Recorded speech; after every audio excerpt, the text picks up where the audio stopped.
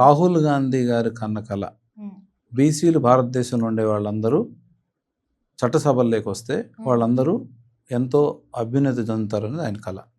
ఆయన కళ నెరవేర్చడం కోసం మాకు రేవంత్ అన్న గారు మీరు కులగణన చేసేసారు, తర్వాత ఇవి కాదని అన్ని దగ్గరలో ప్రధానమంత్రిని కలవడానికి రాష్ట్రపతిని కలవడానికి ట్రై చేశారు, కుదరలేదు.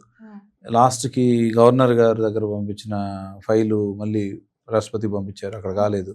తర్వాత ఇంక లాభం లేదని GO 9 అని ఒకటి ఇష్యూ చేశాం.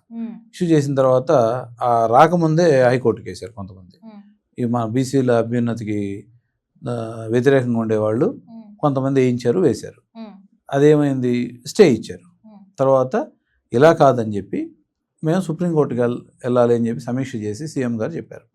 దాన్ని సుప్రీంకోర్టులో వేయడం దిశభ్య అంటే ఇద్దరితో కూడిన ధర్మాసనం. ఖచ్చితంగా బీసీలు బాగుపడాలి ఈ భారతదేశంలో అని గట్టి సంకల్పం మాకుంది కాబట్టి మాకు ఫేవర్గా వస్తుందని ఒక ఆలోచన, మాకు నమ్మకం. ఈ బీసీలు అందరూ తెలంగాణ రోల్ మోడల్గా మేము కులగణన చేసి చూపించాం. ఇక్కడ మనం తీసుకొస్తే ఇదే ఫార్ములాని అన్ని రాష్ట్రాలు ఇంప్లిమెంట్ చేసేటట్టు ఒత్తిడి తీసుకొద్దామని ప్రయత్నం చేస్తున్నాం.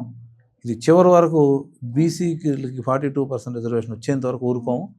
దానికి దేనికైనా సిద్ధంగా ఉన్నాం మేము.